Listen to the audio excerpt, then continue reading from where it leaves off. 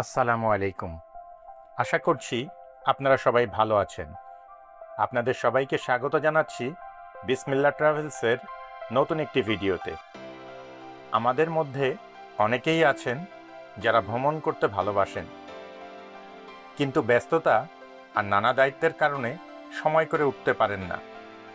এই ভিডিওটি বিশেষভাবে তাদের জন্য, যেন তারা ঘরে বসে হলেও কিছুটা ভ্রমণের আনন্দ অনুভব করতে পারেন।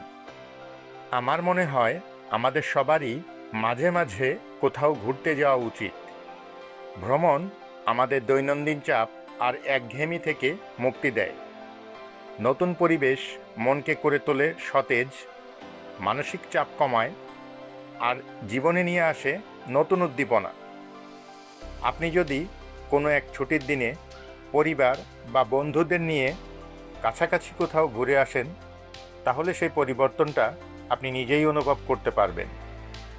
ভ্রমণের সময় একসাথে হাসি, আড্ডা, গল্প মনকে করে তোলে আরও আনন্দিত। আমাদের চলার পথে প্রায়ই আমরা অনেক সুন্দর সুন্দর দৃশ্য দেখতে পাই। সেই রকম কিছু সুন্দর ও চোখে পড়ার মতো দৃশ্য আজকের ভিডিওতে আপনাদের সঙ্গে শেয়ার করার চেষ্টা করেছি।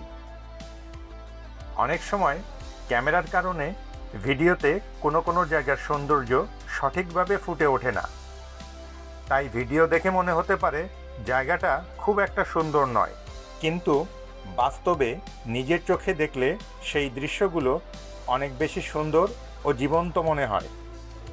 চারপাশের পরিবেশ, প্রকৃতির শব্দ আর সতেজ বাতাস সব মিলিয়ে পাবেন এক অন্যরকম অনুভূতি। এমন অনেক রাস্তা আছে যেগুলো দিয়ে আমরা প্রায়ই যাতায়াত করি, কিন্তু কিছুদিন পর আবার সেই একই রাস্তায় গেলে মনে হয় আগেরবার যখন এসেছিলাম তখন কি সব কিছু এমনই ছিল? রাস্তার পাশের গাছপালা, ঘরবাড়ি, দোকান সব কি আগের মতোই আছে, নাকি কোথাও কিছু বদলে গেছে? সময়ের সঙ্গে সঙ্গে ছোট ছোট পরিবর্তনগুলো আমরা অনেক সময় ঠিকভাবে মনে রাখতে পারি না। সেই মুহূর্তে এই ভিডিওটি আপনার জন্য একটি রেফারেন্স হয়ে উঠতে পারে।